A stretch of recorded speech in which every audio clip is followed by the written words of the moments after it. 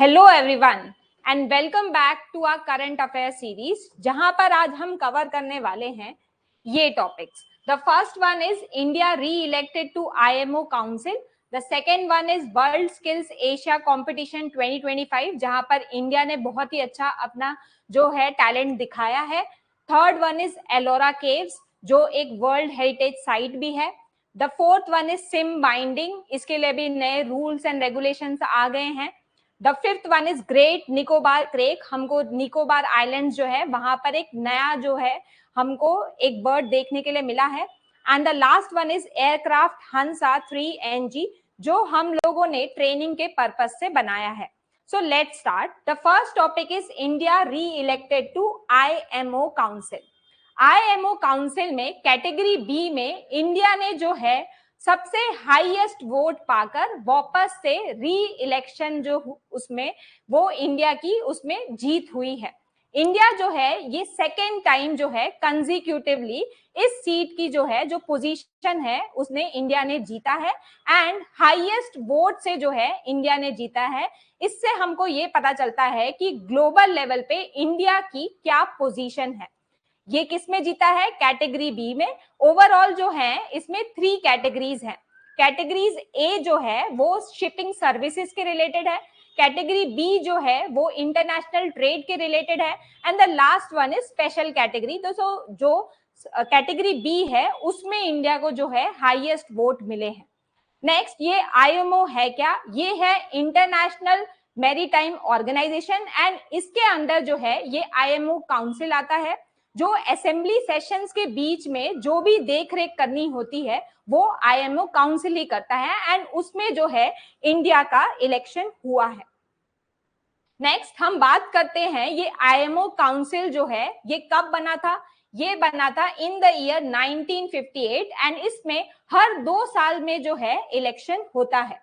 Next, category B में overall 10 Nations हैं, जिसमें इंडिया को 169 में से 154 वोट्स जो हैं वो मिले हैं। ओवरऑल कौन कौन सी कंट्रीज में इंक्लूडेड है?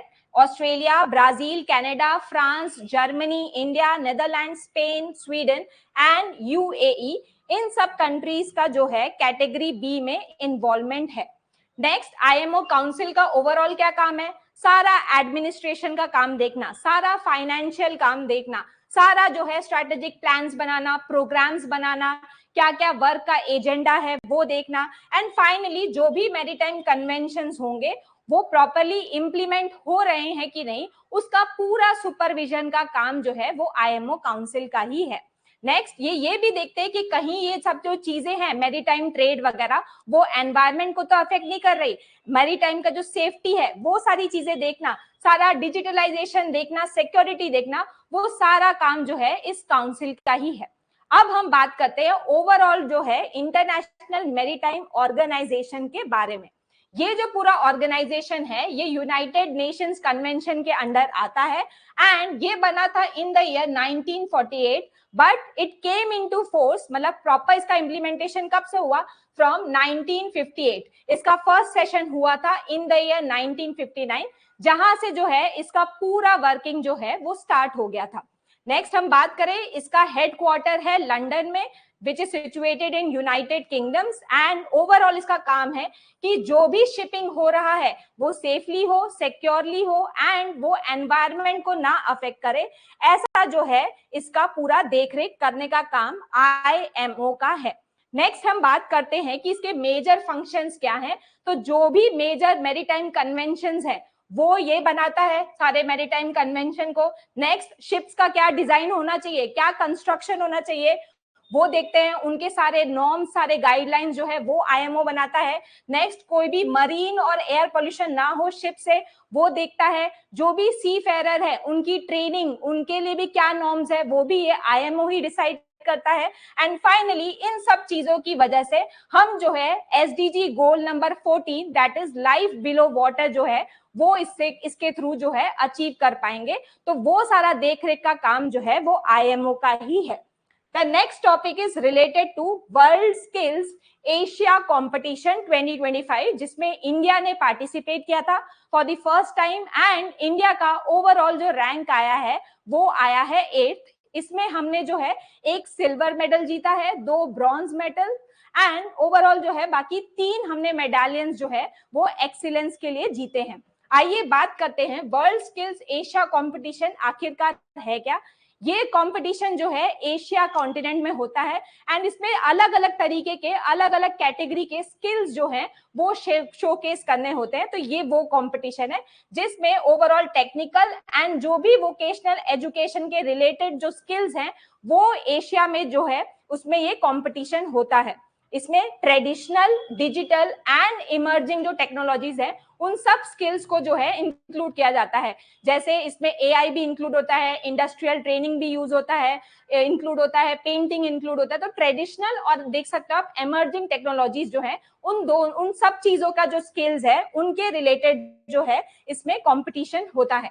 नेक्स्ट ओवरऑल हम बात करते हैं ये world skills Asia competition overall इसका एस्टैब्लिशमेंट कब हुआ था एंड इसका जो फर्स्ट कंपटीशन था वो हुआ था मलेशिया के कुआलालंपुर में इन द ईयर 2018 और 2025 में ही इंडिया ने जो है अपना डेब्यू किया है।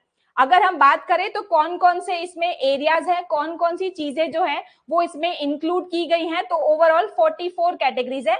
जैसे मैंने बात किया रोबोटिक्स है, एआई है, इंडस्ट्रियल डिजाइनिंग है, इलेक्ट्रिकल इंस्टॉलेशंस है, ये सारी चीजें जो है इमर्जिंग एंड जो है ट्रेडिशनल सारी टेक्नोलॉजीज को इसमें इंक्लूड किया गया है।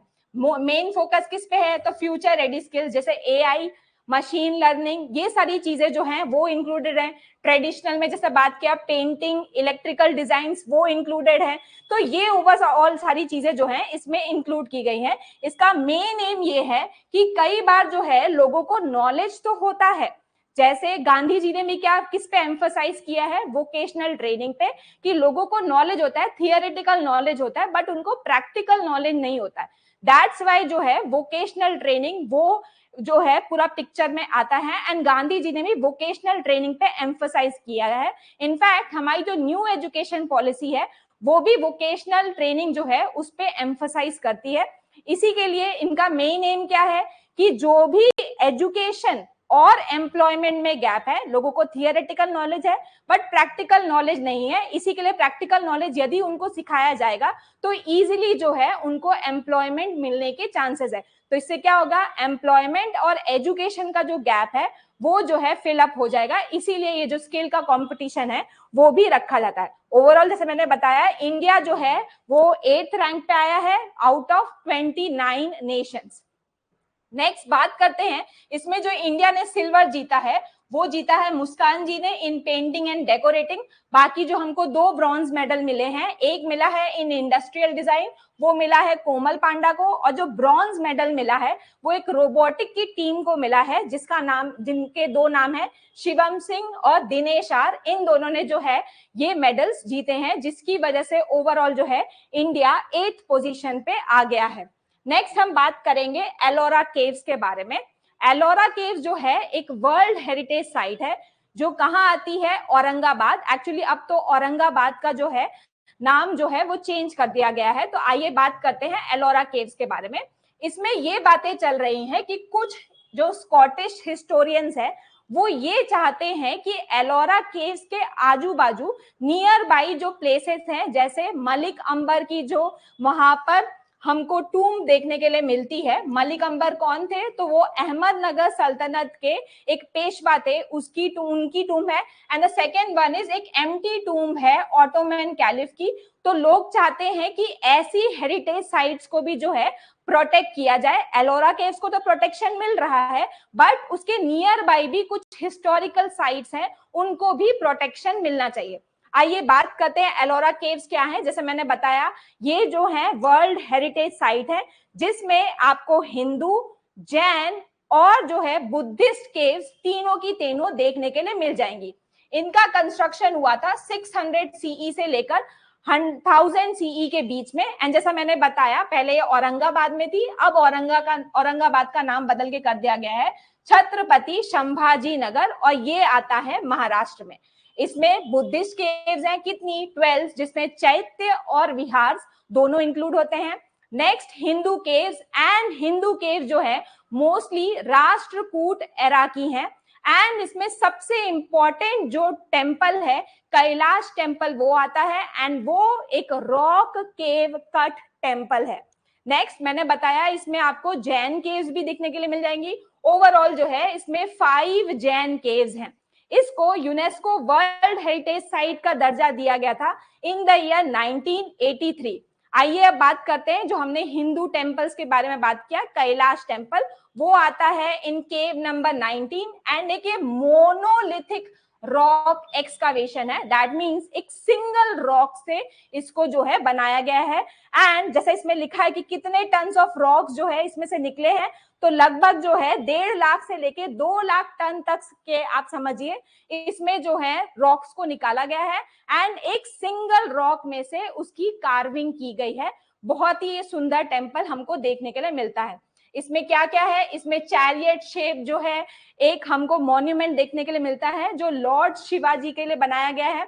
नेक्स्ट इसमें कार्विंग्स है, जैसे नंदी मंडप बनाया गया है, एलिफेंट्स है, रावण शेकिंग माउंट कैलाश, नरसिम्हा जो है वो डीमन के ऊपर स्ले कर रहे हैं, वो सारी चीजें जो है हमको इस टेम्पल में देखने के लिए मिलती है। ओवरऑल ये टेम्पल में जैसे मैंने बताया हिंदू हमको केव्स देखने के लिए मिलती है, बुद्धिस्ट केव्स देखने के लिए मिलती हैं, जैन केव्स देखने के लिए मिलती हैं। तो हम देख सकते हैं कि हमको अलग अलग रिलीजन का जो है यहाँ पर इफेक्ट्स देखने के लिए मिलते हैं। ओवरऑल जो है इसमें क्या क्या चीजें हैं, तो एलॉबरेट फैसाड्स हैं, मतलब इसका एंट्रेंस जो है वो बहुत ही ज्यादा बड़ा बनाया गया है। इसमें कई सारे जो है हॉल्स हैं, स्कल्पचर्स हैं, पिलर्स हैं, विंडोज हैं। तो ये जो है बहुत ही हमको अद्भुत एक टेम्पल वहां पर देखने के लिए मिलता है। Next up we have SIM binding. अभी रिसेंटली गवर्नमेंट ने ये बोला है, जैसे हमारे हैं व्हाट्सएप, टेलीग्राम, ऐसे एप्स को बोला गया है कि आपको जो है जिस नंबर पे ये व्हाट्सएप यूज हो रहा है या जिस नंबर पे वो टेलीग्राम यूज हो रहा है उसी नंबर का जो है सिम कार्ड फिजिकली मोबाइल में प्रेजेंट होना चाहिए। नहीं तो लोग क्या करते हैं कि कोई भी नंबर लेके रैंडमली उससे जो है अपना टेलीग्राम अकाउंट स्टार्ट करते हैं, उससे जो है व्हाट्सएप अकाउंट स्टार्ट करते हैं और बाद में जो है वो सिम वगैरह से जो है ओटीपी वो लोग मंगाते हैं, भले वो दूसरे मोबाइल में भी सिम हो। तो अब क्या कहा गया है, जिस मोबाइल में यदि आप व्हाट्सएप एक नंबर का यूज कर रहे हैं वही नंबर का जो है सिम कार्ड उस मोबाइल में होना चाहिए, अदरवाइज ये व्हाट्सएप टेलीग्राम जैसी फैसिलिटीज जो है अब आपको नहीं मिल पाएंगी। इसका रीजन ये है कि गवर्नमेंट ने देखा कई सारे जो है साइबर क्राइम्स हो रहे हैं, उस पे रोक लगाने के लिए गवर्नमेंट ने जो है ये कड़क स्टेप लिया है। तो ये है सिम बाइंडिंग जिसमें लिखा है मैंडेटरीली आपको लिंक करना है अपनी सर्विसेज को सिम कार्ड से। ठीक है, नेक्स्ट हम बात करते हैं इसके बारे में डिटेल में।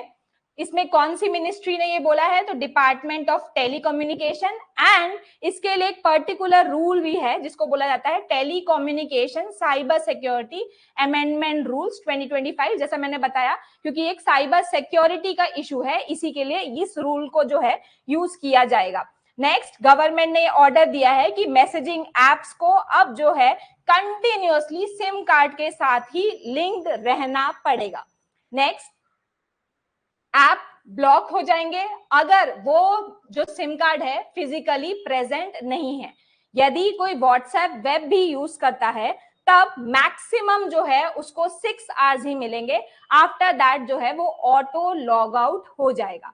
एंड ये सारे जो प्लेटफॉर्म्स है जैसे बात किया व्हाट्सएप, टेलीग्राम, इन सबको जो है 90 डेज का समय दिया गया है। विद इन दिस 90 डेज जो है उनको अपने रूल्स एंड रेगुलेशंस को जो है बदलना पड़ेगा। नेक्स्ट क्या क्या चीजें उनको देखनी पड़ेगी, फर्स्ट IMSI जो इंटरनेशनल मोबाइल सब्सक्राइबर आइडेंटिटी है, नेक्स्ट ICCID और KI जो ऑथेंटिकेशन की है। इन तीनों में से जो है कोई भी एक चीज को जो है व्हाट्सएप या टेलीग्राम जैसी सर्विसेज जो है उनको देखना पड़ेगा, चेक करना पड़ेगा। अगर ये सही है दैट मीन्स फिजिकली सिम जो है प्रेजेंट है एंड तब ही जो है वो ये सर्विसेज लोगों को दे पाएंगे। ठीक है, इससे क्या होगा, ऑटोमेटिकली जो है साइबर क्राइम्स वगैरह जो हैं कम हो जाएंगे। अगर बात करते हैं कि क्या रीजन थे जिसकी वजह से ये सिम बाइंडिंग के रूल्स बने हैं, सबसे पहला पॉइंट ये है कि कई सारे फ्रॉडस्टर्स जो हैं वो सिम जो है रखते नहीं है एंड लोगों को जो है परेशान करते हैं, जो है साइबर क्राइम जो है वो करते हैं, बट उनको जो है पकड़ पाना फिर बहुत ही ज्यादा मुश्किल हो जाता है। नेक्स्ट, इम्पर्सोनेशन, मतलब क्या है, मेरी जगह जो है कोई दूसरा इंसान जो है वो आपको मैसेजेस भेज सकता है, तो इम्पर्सोनेशन जो है उसको कहा जाता है। ओटीपी को वो लोग बाईपास करते हैं और कई सारे साइबर फ्रॉड जो है वो करते हैं। यदि यही सिम कार्ड और मैसेजिंग सर्विसेज एक दोनों से लिंक्ड हो जाएंगी तो it will be easier for government to track them. Okay, next हम बात करते हैं ये क्या करेगा, ओवरऑल जो साइबर सिक्योरिटी है नेशनली उसको जो है ये इंक्रीज करने में काफी हमारी मदद करेगा। Next up we have great Nicobar crack. Recently जो है एक ग्रेट निकोबार क्रेक को जो है स्पॉट किया गया है, 10 साल में थर्ड टाइम ही है ये जो इनको जो है वहां पर स्पॉटिंग हुई है। बोला जा रहा है ये कौन सी स्पीशीज के हैं, तो रेलिना जीनस जो है उस स्पीशीज के हैं। जैसे मैंने बताया थर्ड फोटोग्राफ है जो पिछले लास्ट 10 इयर्स में जो है उनको स्पॉट किया गया है। ओवरऑल ये मीडियम साइज है। अगर मैं आपको पहले इनका कलर दिखा देती हूँ, ये जो है कैसा कलर दिख रहा है, थोड़ा जो है ब्राउनिश रेड कलर है एंड अंदर की साइड जो है वहां पर व्हाइट एंड ब्लैक लाइंस जो है वो हमको देखने के लिए मिलती है। नेक्स्ट हम बात करते हैं कि ये कहाँ रहते हैं, जनरली ट्रॉपिकल रेन फॉरेस्ट, जो बैम्बू वाइन्स वाले एरियाज जो हैं वहां पर रहते हैं। वेटलैंड्स के ये लोग नियर बाई रहते हैं। ओवरऑल ये बहुत ही ज्यादा शाई है, इसी वजह से जो है इनकी स्पॉटिंग ज्यादा नहीं हो पाती है एंड बिकॉज ऑफ दैट जो है IUCN का इसमें कोई भी स्टेटस जो है हम अभी तक नहीं दिया गया। जैसे जनरली IUCN कैसे देता है, क्रिटिकली एंडेंजर्ड है या एंडेमिक है, कुछ भी जो है IUCN एक स्टेटस देता है, बट क्योंकि हम इस जो पर्टिकुलर बर्ड है उसको स्पॉट ही नहीं कर पाते, बिकॉज ऑफ दैट जो है IUCN ने भी अभी जो है अभी तक इसको कोई भी टाइप का स्टेटस जो है वो नहीं दिया है। नेक्स्ट बात करें फिजिकल फीचर्स की, जैसे मैंने बताया रेडिश ब्राउन कलर के हैं, ब्लैक एंड व्हाइट जो है इसमें कलर है एंड ओवरऑल जो है ये बहुत शाई है, ग्राउंड ड्वेलिंग है, मतलब क्या है जमीन में रहते हैं और ये जो है बर्ड्स ज्यादा उड़ते भी नहीं है। ओवरऑल ये बहुत ही साइलेंटली मूव करते हैं अंदर से पूरे फॉरेस्ट के बीच में से, इसीलिए इनकी स्पॉटिंग जो है वो बहुत ही ज्यादा मुश्किल है। नेक्स्ट क्या है ओवरऑल इसका सिग्निफिकेंस, इससे हमको ये दिखता है कि निकोबार जैसा जो एरिया है, अंडमान एंड निकोबार आइलैंड्स, वहां पर जो है बायोडाइवर्सिटी बहुत ही ज्यादा है, वहां पर एंडेमिज्म बहुत ज्यादा है, क्योंकि ये बर्ड जो है स्पेसिफिकली हमको वहां पर ही देखने के लिए मिलती है। नेक्स्ट जो है ओवरऑल हमारा ये काम है कि हम जो है ऐसे एरियाज को कंजर्व करके रखें, ऐसे जो है प्रॉपरली उसका एनवायरमेंटल असेसमेंट करें, सो दैट जो है उस एरिया को हम प्रोटेक्ट करके रखें और वहां की बायोडाइवर्सिटी जो है वो मेंटेन्ड रखें। Next up we have aircraft Hansa 3NG। Recently जो है हमने इंडिजिनस मतलब एक स्वदेशी जो है एक ट्रेनर एयरक्राफ्ट बनाया है, किसके लिए, तो पायलट्स वगैरह की ट्रेनिंग के लिए ये बनाया गया है। कहां पर किन्होंने बनाया, तो CSIR और NAL इन दोनों ने जो मिलके है ये ट्रेनर एयरक्राफ्ट बनाया है। किसके लिए काम आएगा, तो ट्रेनर्स में दो तरीके के लाइसेंस, जैसे प्राइवेट पायलट लाइसेंस और कॉमर्शियल पायलट लाइसेंस ट्रेनिंग के लिए जो है ये पर्टिकुलर ट्रेनर एयरक्राफ्ट जो है वो ओवरऑल काम आएगा। नेक्स्ट हम बात करते हैं, जैसे मैंने बताया CSIR और NAL जो है उन दोनों ने मिलके बनाया है।